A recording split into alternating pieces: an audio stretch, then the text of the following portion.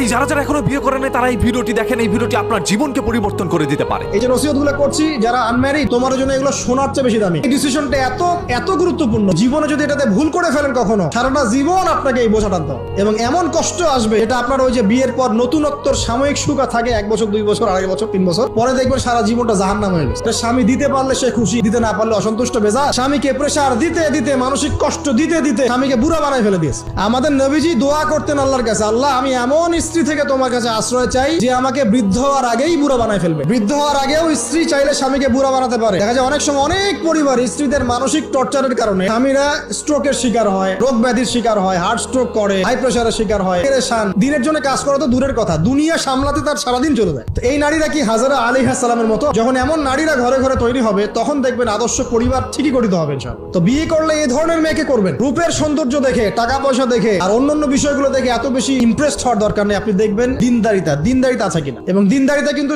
শুধু বোরখার মধ্যেই থাকে না। আপনাকে কথা বলে প্রশ্ন উত্তরের মাধ্যমে পাত্রী দেখার সময় এগুলো যাচ করতে হবে। আপনাকে ওর মাকে দেখতে হবে, তার মা কেমন, কোন মায়ের সন্তান সে, তার মায়ের আকীদা কেমন, তার মা কেমনে চলাফেরা করে, ওর নানি কেমন, ওর পরিবারের সদস্যরা কেমন, এগুলো দেখে মেয়ে চুজ করবেন। এই যে নসিহতগুলো করছি যারা আনম্যারিড, তোমার জন্য এগুলো শোনার চেয়ে বেশি দামি। এই ডিসিশনটা এত গুরুত্বপূর্ণ, জীবনে যদি এটাতে ভুল করে ফেলেন কখনো, সারাটা জীবন আপনাকে এই বোঝাটা দাও এবং এমন কষ্ট আসবে এটা আপনার ওই যে বিয়ের পর